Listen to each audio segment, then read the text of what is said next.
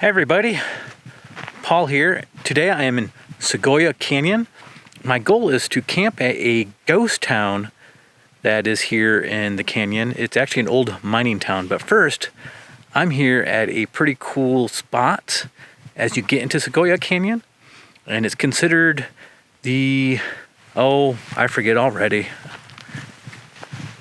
Let me come over here and check. This is the Sego Canyon rock art site. And the reason they call it that is because there are pictoglyphs and there are petroglyphs here. So let's check them out real quick. So there are three areas. Then down this trail here real quick, we just follow this trail, will kind of take us through this brush and it will lead us to two more spots. And here we are at the second set of pictures you can see. It's pretty cool stuff. And right around the corner from the second set is the third set of images we can check out. Pretty cool stuff, you ask me. So that is a pretty neat little stop here. Sego Canyon is just north of Moab, just outside of Thompson Springs, Utah. So if you just want to come out here for yourself and check this stuff out, you can. I'm making it here in my minivan, so you don't really need anything special. However, you do want to probably be a little careful if it's raining or if it just rained, because this is a flood area and there are some washes you have to go through in order to get to these places. And here is an example of one of the washes you need to go through. This one isn't that bad. There's another one that's a little bit steeper.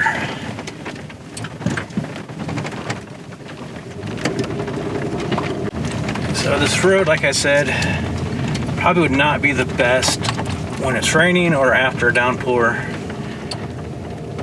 So definitely make sure the weather is clear when you come out here. I'd hate for anybody to get stuck.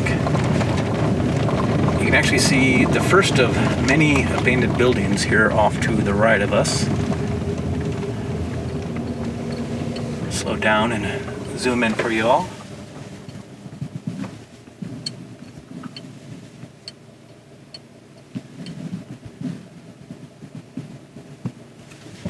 And then we're going to continue right through this little canyon. I think this is such a cool little drive. I've been back here before, kind of scoped it out and decided, hey, this would make a good video.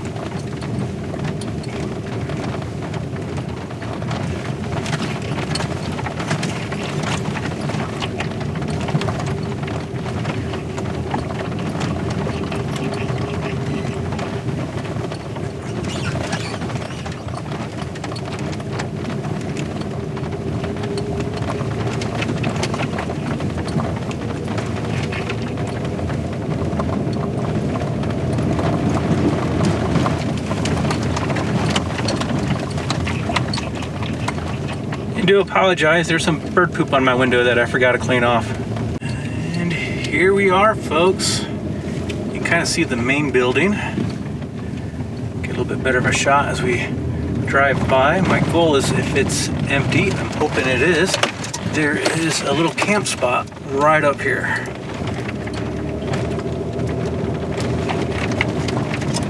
There's a little bit better shot of that building for you, hidden behind the bushes. We'll be exploring it a little bit more here shortly. Right across from there is where I want to go. And yes, it looks empty. All right, it's gonna be home for the night. I think this is going to make a nice little home for the night. Got some nice pretty trees there, and then right across the way is that main building that we passed coming in. So I think this is going to be a pretty good night out here. I was actually kind of concerned there for a second. I came through here Saturday and Sunday, and there was like nobody here Saturday. There was a little bit of people here Sunday, and today I've seen quite a few people come through here already. So I was like, oh man, I hope the spot's open and I hope I can get it. And I lucked out. In fact, when I was doing the petroglyphs and petroglyphs area, a truck camper came through, and I was really scared they were coming here, but they stopped by one of the washes and set up camp. So hopefully we'll have this place all to ourselves tonight. But I'm going to go ahead and get camp set up here real quick, and then we'll do some exploring, and I'll show you guys around.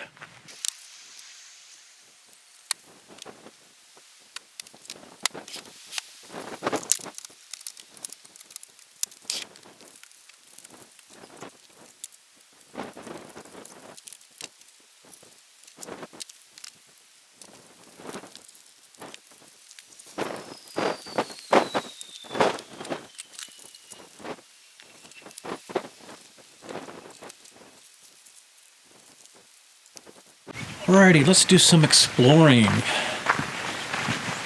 Starting just through these trees by camp.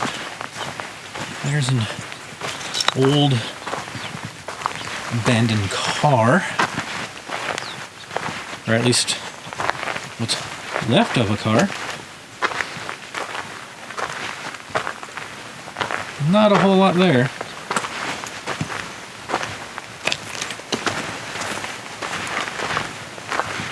And right next to the car, I do believe this is the remains of the old boarding house.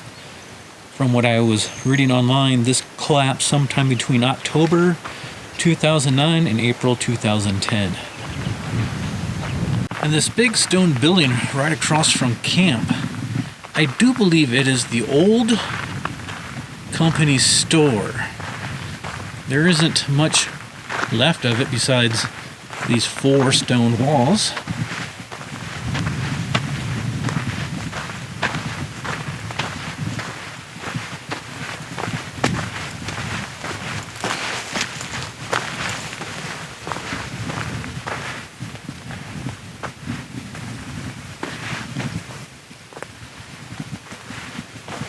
There's a little path to get inside of it, so we can still go inside and check it out. Looks like someone's had a fire in here before.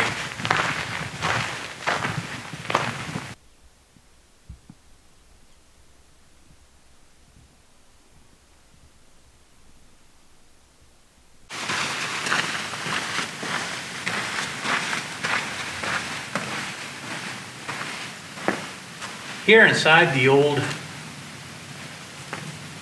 company store seems like a good place to tell you a little bit of history about this place.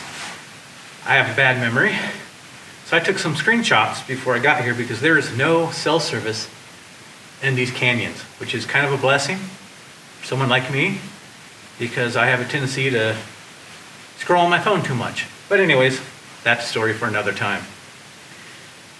So I'm going to try and give you a quick history lesson here on this old ghost town. So Segoia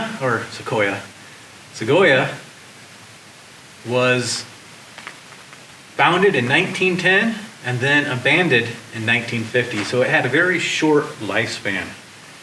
Henry Ballard was one of the founders of Thompson Springs. He discovered an exposed vein of coal here and then quietly bought this property and formed a coal company. And the town was originally called Ballard after him. In 1911, he sold the company out to a businessman in Salt Lake City. The company began to expand its mining operations, and the town was also named after like the supervisor of the town called Neslin. And then the company was sold again a third time, and I believe it was 1918. Yes, in 1918 it was sold again, and then the name was changed to Segoia for the Segoia flowers that bloom in this canyon here, and it's kind of retained that name ever since. However, a lot of issues plagued this area we are in. As you probably can tell as coming in here, this is a very dry, arid part. We're only about I think maybe 40, 50 miles from Moab, just north of there, and about 5 miles out of Thompson Springs. So the issues they had here was a falling water table. They typically would run out of water, and there were a few occasions where some seasons they didn't even have enough water to run the coal equipment to process the coal or sift the coal from the rest of the ore or dirt. I don't know exactly how that works. And ironically enough, the other issue was when it would rain here, like I've told you before, this is a flood area, so when you're coming here, you want to check the weather, make sure it's dry, there's no rain in the forecast, or that it hasn't recently rained. So what would happen is it would rain, it would cause flooding, and it would actually wipe out or damage the trestles to the railroad tracks that they use to bring the coal from the canyon into Thompson Springs. So a lot of these different factors led to the closing of the mine around 1950. One thing that is kind of unique about this mining town that I was reading is that unlike other mining towns, they allowed their miners to build their own houses. So there are actually houses dotted out through here. We passed one building that might have been a miner house on the way in. I know there's a few more farther on down the road. However, a lot of the structures have been wiped out from floods. One comment I think about one of the last remaining miners that lived here, their house was actually taken out by a boulder falling off the side of the canyon walls. So needless to say, 1950, this place closed down, and this is all that kind of remains of it. In its heyday, rumors are that it had 500 people living here, but the most that the U.S. Census ever showed was about 150 to 200 people. So take that as you will. So a little bit of history about Sego, the ghost town for y'all. Let's continue to explore.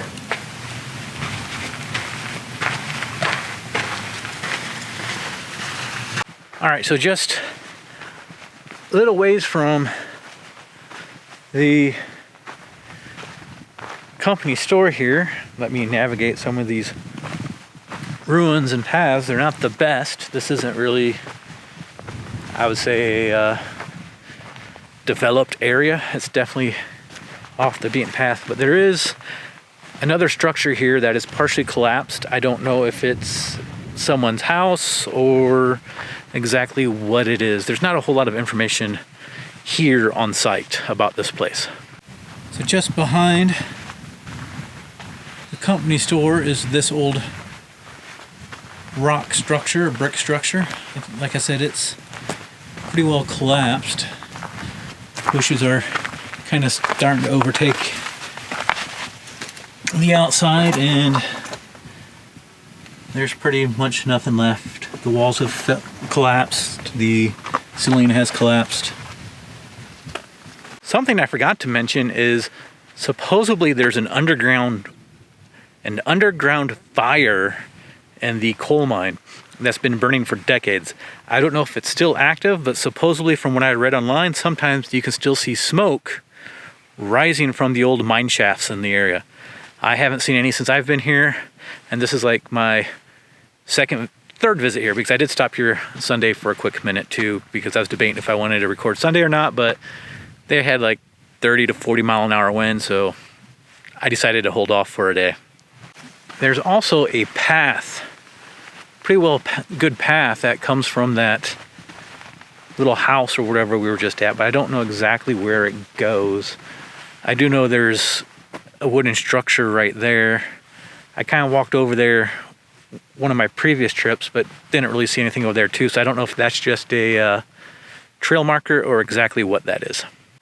So I followed that path for a little ways, and it kind of ends in all this brush at the end of a wash at the bottom of this canyon here. So I don't know if there's something back a ways in there.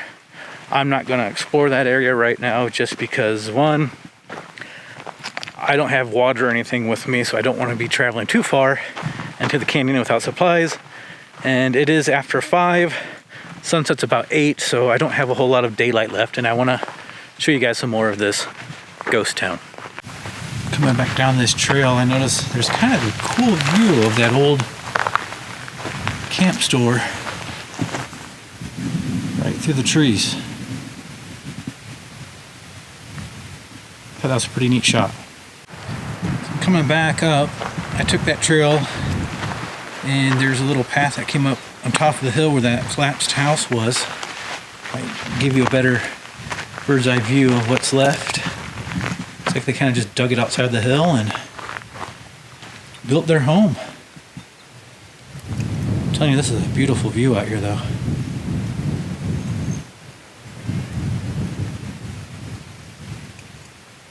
Alright, so we're heading down the road a little ways. We're actually going back the way we came in. There's a few little spots there that I know of.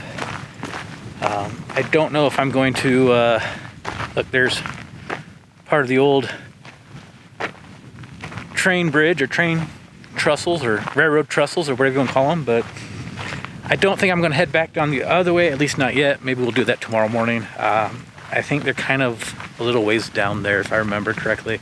But like I said, there's a few more little buildings, just a quick little walk from camp.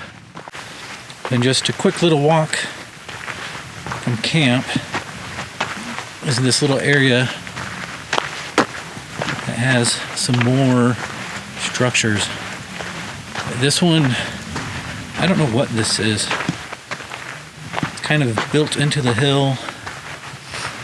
Maybe it housed some of the mine's equipment. And then just around to these bushes here, I know there's a few other structures. These ones are pretty well demolished though. There's not a whole lot left. The bushes have kind of overgrown. And there's just a few walls standing, and there's another one around here past this tree. And this one's pretty much gone too. I don't know if maybe these were part of the mine's entrance. I honestly don't know. But it's eerily quiet out here. But it is beautiful. I noticed this coming in. Looks like someone's camping here. I mean, wouldn't be bad. You'd have a little bit of shelter. I don't know if I'd be brave enough to sleep in here though. I don't know what that roof looks like. Looks a little sketchy to me. I want to do it, but yeah. Looks like someone's camped right here before. At our fire pit. I think I like my spot over by the company store a little bit better though. Or this could have been the old mine entrance too. This is kind of dug out into the hill. It's all collapsed. There's not much there, but it looks like, I don't know. Doesn't really go anywhere, it looks like. I have no idea. Looks like it's all collapsed in. I don't know if that was a mine entrance or not either, but still kind of neat to check this all out. And we're just right around the corner for where I saw that one campsite. That campsite was over there where those other buildings were. And if you get back onto the road and kind of keep heading west on like you're going out of the canyon, come down to this wash, and you have another old train crossing. You can definitely see where it's seen better days, and I do believe there's a path up here we can get up and kind of get a topside view of this one. Alright, here we go. Just gotta get past these bushes here, and you can kind of get an idea of what's left of the old bridge. A little fun fact I didn't share with you earlier in the company store was the trains were known to be off the rails about a quarter or 25% of the time. So the rains and the floods kind of knocking these trusses out of whack or whatever were a pretty serious issue back in the day. There's a nice shot of the old company store for you.